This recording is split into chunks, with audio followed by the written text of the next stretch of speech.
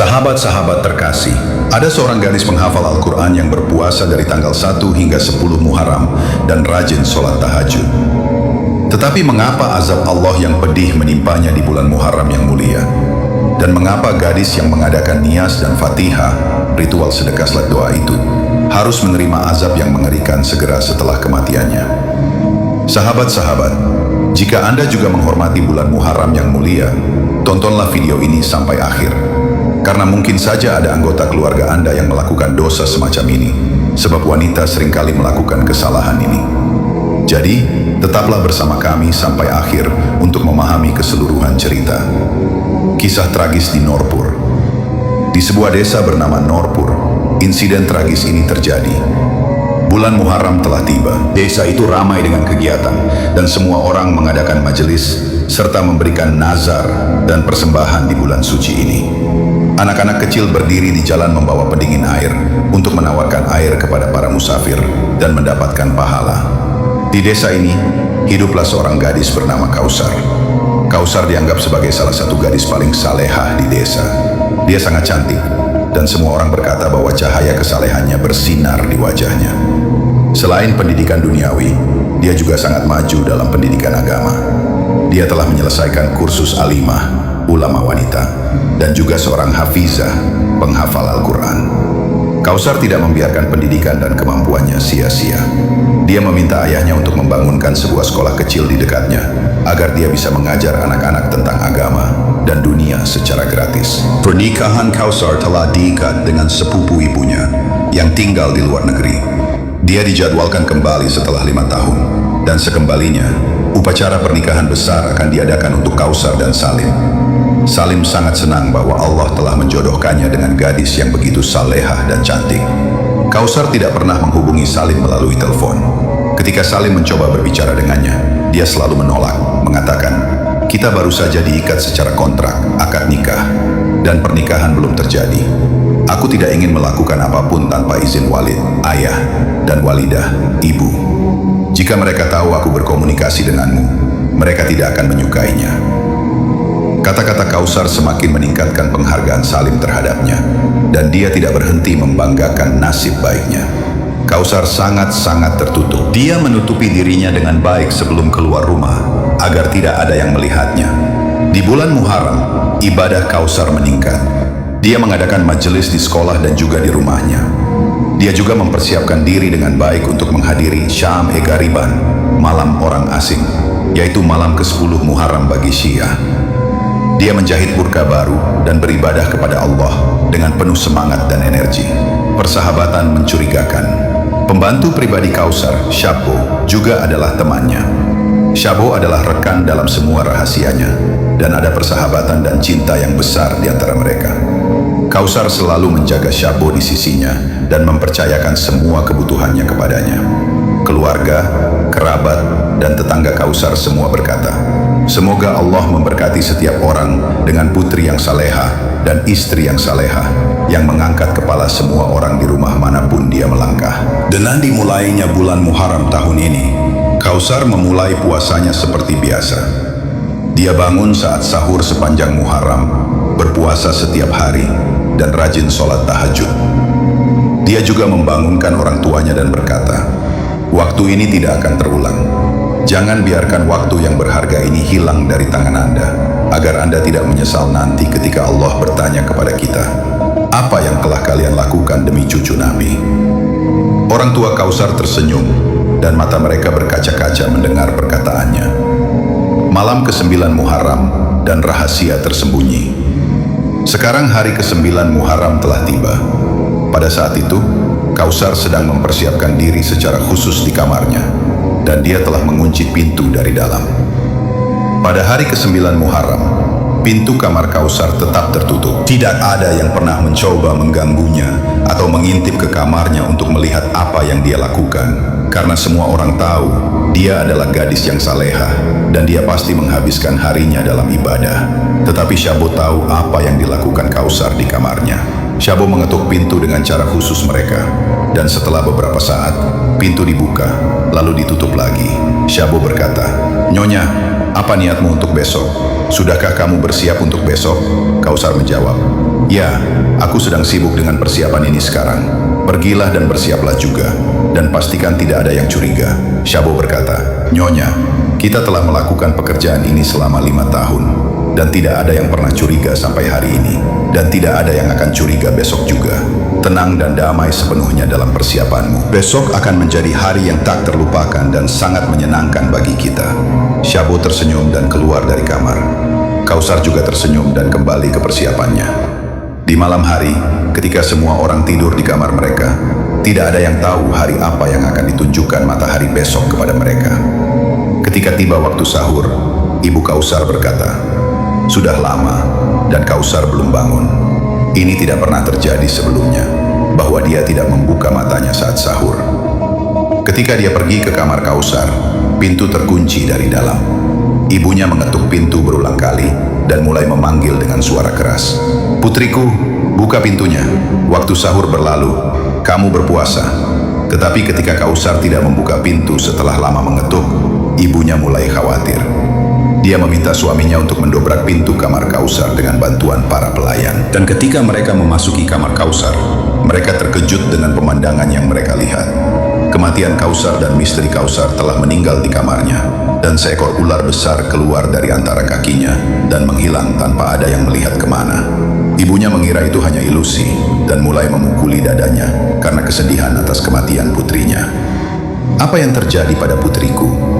Dia baik-baik saja kemarin, dan tiba-tiba malaikat maut menangkapnya." Orang tua Kausar dalam keadaan menyedihkan karena menangis. Adapun Shabo, wajahnya pucat pasi karena ketakutan. Dia sangat ketakutan sehingga air mata tidak lagi keluar dari matanya. Semua orang secara khusus memperhatikan kebingungannya. Semua orang tahu bahwa Kausar dan Shabo adalah teman dekat. Meskipun seorang pelayan, Shabo sangat dekat dengan Kausar, dan mungkin inilah mengapa dia menanggapi kesedihan atas kematiannya dengan sangat serius. Setiap orang di desa yang mendengar tentang kematian Kausar mulai menangis terseduh-seduh. Kausar adalah gadis yang sangat dicintai. Dia telah menanam benih cintanya di hati semua penduduk desa. Orang miskin menderita kesedihan atas kematiannya, selain kekhawatiran mereka tentang nasib anak-anak mereka. Siapa yang akan ada di desa sekarang untuk memberikan pendidikan agama dan duniawi kepada anak-anak mereka secara gratis? Pemandangan mengejutkan saat memandikan jenazah.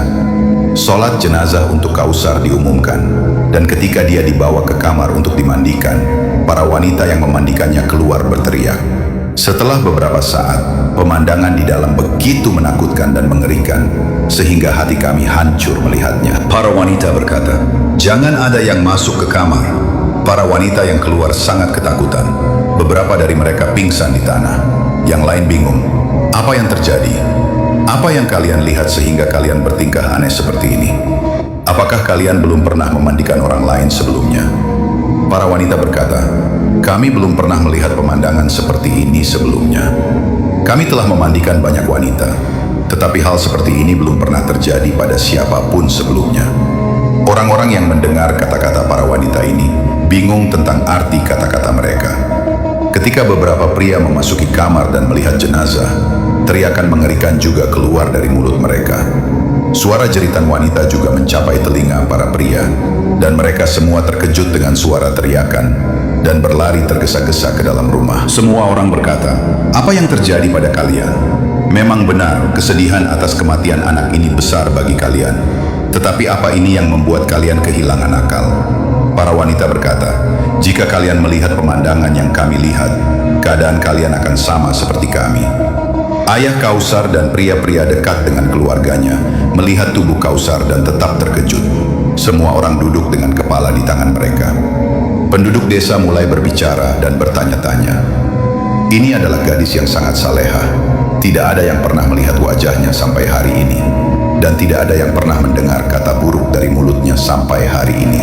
Dan tidak ada yang pernah berbicara buruk tentangnya. Mengapa semua ini terjadi pada gadis ini setelah kematiannya? Gadis itu sangat menghormati bulan Muharram dan mengadakan banyak majelis.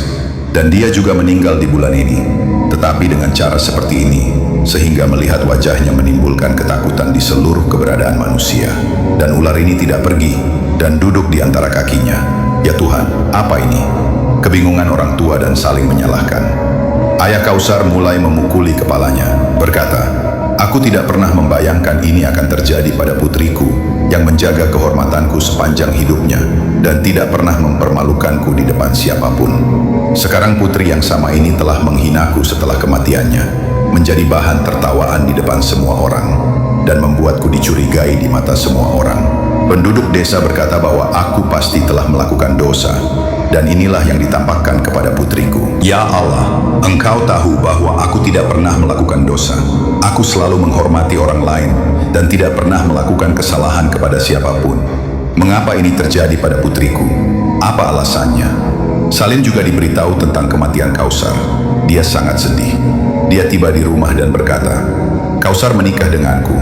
Dia adalah istriku secara syariah. Aku ingin melihat wajahnya." Semua orang berkata, "Jangan mendekatinya, dia akan menggigitmu." Tetapi Salim bersikeras melihatnya, dan ketika dia pergi melihat, dia melarikan diri karena ketakutan. Dia berkata, "Ya Allah, bala apa ini? Istriku adalah gadis yang sangat salehah. Dia tidak pernah berbicara denganku dalam hal-hal yang tidak perlu. Dia selalu berkata bahwa aku menjaga kehormatan Walid dan Walidah dan tidak akan melakukan apapun yang akan mengganggu mereka. Jika semua ini terjadi pada gadis seperti ini, maka alasannya terletak pada dosa yang dilakukan oleh orang tuanya." Salim berkata, "Sekarang akui dosamu di depan semua orang ini. Jika tidak, orang akan terus membicarakan istriku dengan berbagai cara." Sekarang masalahnya telah meningkat pesat. Salim hampir gila karena kesedihan dan kemarahan, sementara orang tua Kausar dalam keadaan menyedihkan karena rasa sakit dan kesedihan. Dalam semua ini, keadaan Syahbo menyedihkan. Wajahnya pucat karena ketakutan, dan dia gemetar di seluruh tubuhnya. Air mata mengalir dari matanya. Dia tampak sangat ketakutan. Kemunculan mufti dan pengungkapan kebenaran. Sekarang, tidak ada yang cukup sadar untuk memandikan Kausar untuk dimakamkan. Semua orang tenggelam dalam pertengkaran dan perdebatan. Sebenarnya, beberapa penduduk desa memanggil imam dan menjelaskan semua yang terjadi kepadanya. Imam terkejut dengan cerita itu. Dia berkata, "Aku mengakui bahwa dunia adalah balasan atas perbuatan, dan apapun kesalahan yang dilakukan orang tua dalam hidup mereka, anak-anak juga menuainya. Tetapi masalah ini tampaknya berbeda, dan bagaimana orang tua dapat menghukum anak-anak mereka setelah kematian mereka sedemikian rupa, sehingga seorang anak yang polos dan saleha dihina di depan dunia. Aku harus melihatnya sendiri." Ketika imam sampai di sana, dia juga tidak mengerti apa-apa. Orang tua Kausar berkata, "Kami tidak pernah melakukan dosa dalam hidup kami. Putri kami dianiaya, polos dan bersih dari dosa." Dan semua penduduk desa juga berkata, "Kami tidak pernah melihat kesalahan apapun darinya. Mengapa ini terjadi pada Kausar? Mari kita panggil salah satu wali Allah yang dapat melihat masalah ini dan yang dapat memberitahu kita apa solusi untuk masalah ini." Imam berkata, "Aku punya guru yang sangat saleh. Dialah satu-satunya yang bisa memberitahu kita tentang keseriusan masalah ini." Salim berkata, "Beritahu aku tempatnya dan aku akan pergi membawanya sekarang." Atas isyarat imam, Salim segera pergi membawanya dan menjelaskan semuanya kepadanya. Pria itu segera bangkit untuk datang. Dia berkata, "Masalahnya sangat serius. Aku harus pergi bersamamu sekarang. Jenazah tidak boleh tetap di luar kuburan selama ini. Kuburan menunggunya." Ketika mereka tiba di rumah, kegelapan telah menyelimuti segala sesuatu. Semua orang benar-benar diam, dan ular itu telah membungkam mereka. Ada tanda tanya di setiap wajah, dan kebingungan di setiap mata. Semua orang dalam keadaan ngeri yang lengkap, konfrontasi dengan Syahbo.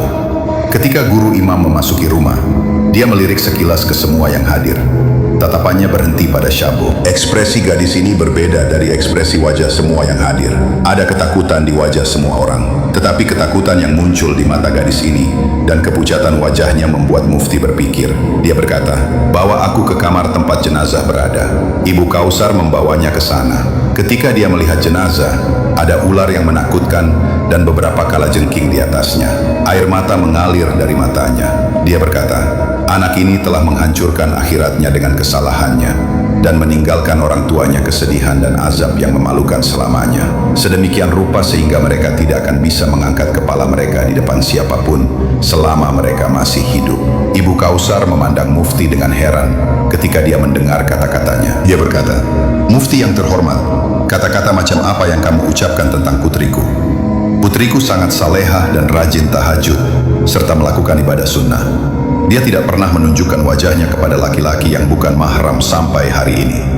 Bahkan suaminya yang telah dinikahi putriku, tetapi pernikahannya belum terjadi, dia menutup diri darinya secara syar'i dan tidak berbicara dengannya dalam hal-hal yang tidak perlu. Dan kamu menuduh putriku?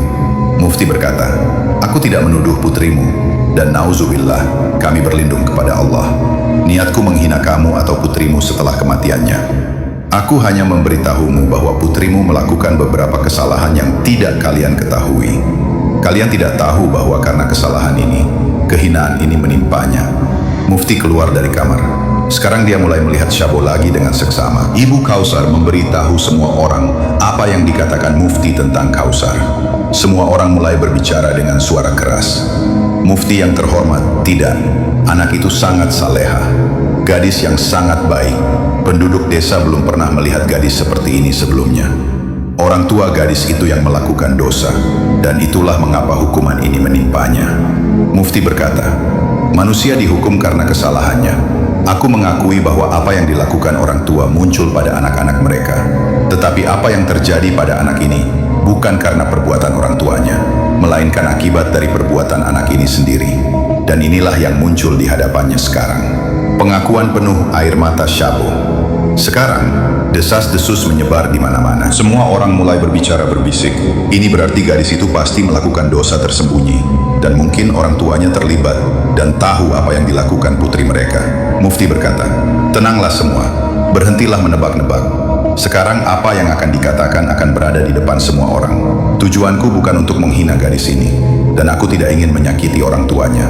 Aku hanya ingin gadis lain tidak melakukan dosa seperti ini, dan orang tua lain tidak menghadapi kehinaan seperti ini, dan tidak menderita penghinaan dan rasa sakit seperti yang diderita orang tua anak ini. Aku ingin, jika ada wanita dan gadis di sini yang terlibat dalam dosa seperti ini, atau kesalahan seperti ini terjadi pada mereka, maka bertobatlah kepada Allah dan mintalah pengampunan dari Allah. Mungkin Allah juga mengampuniku berkat seseorang yang menjauhi dosa. Sekarang, semua orang mulai mendukung kata-kata Mufti. Mufti mengeluarkan semua pria dari rumah. Hanya suami Kausar dan ayahnya yang ada di rumah. Mufti berkata, beritahu aku bagaimana hubungan putrimu denganmu. Semua orang mulai menggambarkan kesalehan Kausar. Imam benar-benar diam. Dia berkata, apakah anak ini memiliki teman dekat yang mengetahui semua rahasianya? Ibu Kausar menarik perhatian Mufti ke Syabo, berkata, inilah gadis yang selalu bersama putriku dan mengetahui semua rahasianya. Wajah Syabo menjadi lebih pucat dari sebelumnya sekarang. Dia jatuh ke tanah dan duduk. Dia benar-benar gemetar. Mufti berkata, melihat gadis ini membuatku menyadari bahwa ada sesuatu yang hanya diketahui oleh gadis ini dan semua orang lain tidak menyadarinya. Sekarang aku yakin bahwa gadis ini mengetahui semua rahasia ini. Syabo berkata, ya Mufti yang terhormat, Anda benar sekali. Aku mengetahui semua yang dilakukan Nyonya, dan aku adalah rekan dalam semua kesalahan dan dosa-dosanya. Hanya kata-kata Syabo ini yang menyebabkan semua orang memandangnya dengan mata terbelalak karena terkejut. Kausar dan dosa, ini adalah sesuatu yang tidak dipercayai siapapun. Mufti berkata, sekarang tidak ada di antara kalian yang akan berbicara di tengah. Biarkan aku berbicara dengan gadis ini, dan dia akan mengatakan semua yang dia miliki di depan semua orang, dan kalian semua akan mendengarkan kata-katanya dalam diam. Tidak ada yang berbicara di tengah.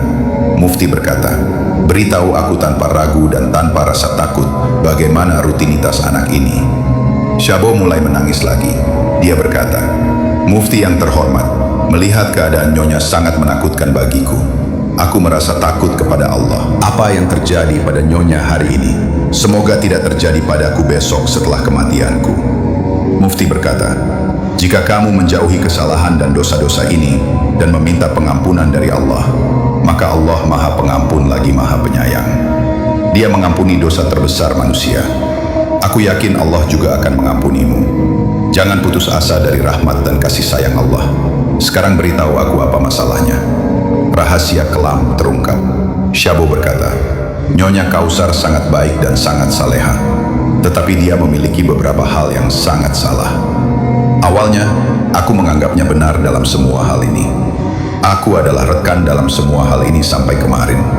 Tetapi sekarang, aku merasa bahwa semua ini adalah dosa besar. 7 tahun lalu, Nyonya bertunangan. Dan pada waktu itu, Nyonya baru berusia 18 tahun. Dia sangat senang bahwa pernikahannya akan segera terjadi. Nyonya sering mengatakan kepadaku bahwa dia ingin menjalani hidupnya sesuai dengan ajaran Islam. Islam memerintahkan orang tua untuk menikahkan putra dan putri mereka lebih awal. Orang tua harus menikahkan anak-anak mereka segera setelah mereka mencapai usia dewasa, agar mereka tidak terlibat dalam dosa apapun. Tetapi ketika Nyonya berusia 20 tahun, suaminya pergi ke luar negeri, mengatakan bahwa dia ingin mendapatkan lebih banyak uang dan ingin menyediakan kenyamanan bagi istri dan keluarganya. Pada hari itu, Nyonya sangat sedih. Dia berkata, "Aku pikir ibu dan ayah akan menikahkanku, tetapi mereka menunda pernikahan."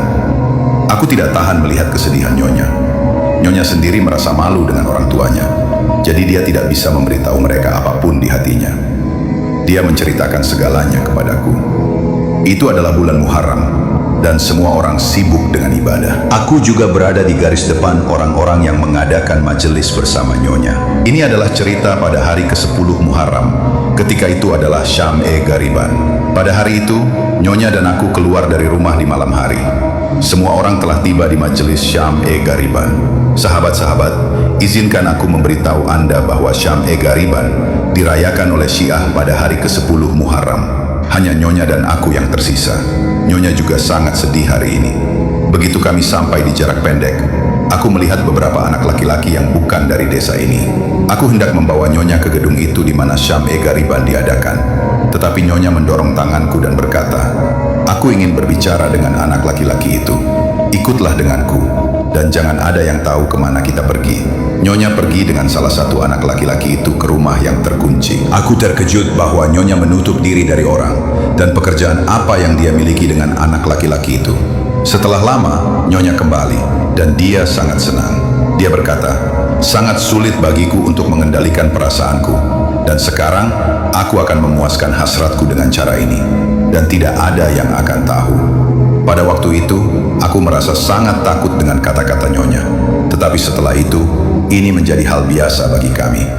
Seringkali ketika tidak ada orang di rumah, aku pergi atas permintaan Nyonya ke anak laki-laki yang tinggal di desa lain dan memberinya pesan Nyonya. Dan begitulah cara mereka bertemu secara rahasia. Pertemuan-pertemuan ini berlanjut dengan kuat di bulan Muharram. Adapun orang lain, dia berpura-pura berpuasa, tetapi dia menyembunyikan makanan dan minuman di kamarnya. Dia melakukan semua ini agar orang-orang di rumah tidak mencurigainya dan tidak melarangnya. Jika aku meminta Nyonya untuk menahan diri dari semua ini, dia akan berkata, "Apa yang harus aku lakukan? Aku jauh dari suamiku." Meskipun suamiku Walid dan Walidah, mereka tidak menyadari bahwa aku sudah dewasa dan aku memiliki perasaan dan hasratku. Dan begitulah cara Nyonya bertemu dengan orang yang berbeda atas nama Majelis Syam'e Gariban di Muharram. Semua wanita desa merayakan Syam'e Gariban, dan Nyonya membawaku ke gedung lain. Aku juga jatuh ke rawa dosa ini karena Nyonya. Hari ini juga, rencana kami adalah ketika semua orang sibuk dengan ibadah mereka, kami berdua akan pergi secara rahasia ke gedung itu, dan tidak ada yang akan tahu tentang hal itu. Nyonya tidak menyadari hal ini ketika dia merencanakan, tetapi waktunya telah tiba bagiku untuk mengatakan kebenaran. Melihat keadaan Nyonya sangat menakutkan bagiku. Bagaimana jika semua ini terjadi padaku besok setelah kematianku? Pelajaran dan wasiat. Ketika Syabo selesai berbicara, Mufti menarik napas dalam-dalam, dan orang tua Kausar mulai menangis terseduh-seduh. Wajah semua wanita desa terbuka karena terkejut. Mufti berkata, "Ketika anak laki-laki atau anak perempuan mencapai usia menikah, pernikahan mereka harus dilangsungkan pada waktu yang tepat. Pernikahan adalah hubungan yang suci, dan Allah telah menunjukkan jalan lurus ini untuk memuaskan perasaan. Tetapi kita melamar putra dan putri kita dan memutuskan pernikahan, tetapi kita menunda pernikahan. Dan begitulah cara anak-anak kita melakukan banyak dosa dan kesalahan di masa muda mereka, yang kemudian menjadi masalah besar bagi mereka. Lihatlah putri Anda ini. Dia gadis yang sangat salehah dan baik. Dia menyerah pada perasaannya." Ketika Salim mendengar semua ini, dia mulai menangis terseduh-seduh. Dia berkata, "Aku juga bertanggung jawab atas semua ini. Aku seharusnya tidak menunda pernikahan, tetapi keserakahan muncul di hatiku untuk mendapatkan lebih banyak dan lebih banyak uang, untuk menyediakan lebih banyak kenyamanan bagi istri dan keluargaku. Wanita senang dengan uang dan menyukai ketenaran. Semua ini mendorongku untuk pergi ke luar negeri. Mufti berkata, apa yang telah terjadi, telah terjadi. Mufti menyapa semua wanita yang hadir dan mulai memberi mereka pelajaran tentang kesucian, rasa malu, dan keutamaan Muharram. Air mata mengalir dari mata para wanita. Tidak, kami tidak akan melakukan dosa seperti itu. Dan jika kami melihat seseorang terlibat dalam dosa seperti itu, kami pasti akan menghentikannya. Kemudian Mufti menasihati para wanita. Masuklah ke kamar dan bacalah ayat-ayat Al-Quran. Mungkin Anda tidak akan menemukan ular dan kalajengking sekarang. Dan ketika para wanita pergi, berkat rahmat Allah, tidak ada ular maupun kalajengking. Ibu Kausar memandikannya dengan susah payah, menangis, lalu Kausar dimakamkan dalam kegelapan malam. Dan begitulah cerita berakhir. Ibu Kausar sering melihatnya menangis dalam mimpi. Putrinya terbakar dalam api dan menjerit, menangis, meminta bantuan ibunya. Ibu Kausar menceritakan mimpinya kepada imam, dan dia berkata, bersedekahlah atas nama putrimu, dan lakukan perbuatan baik dengan niat pahala. Sahabat-sahabat terkasih, Anda telah melihat konsekuensi dari orang yang melakukan dosa atas nama Muharram. Jadi, sahabat-sahabat, jika Anda mendapatkan pelajaran dari kisah ini, segera bagikan video ini dengan keluarga, teman, dan kerabat Anda, agar mereka juga belajar sebelum Muharram. Dan jika mereka melakukan dosa, bertobatlah. Berlanggananlah K-Channel dan tulis Allahu Akbar di kotak komentar. Terima kasih.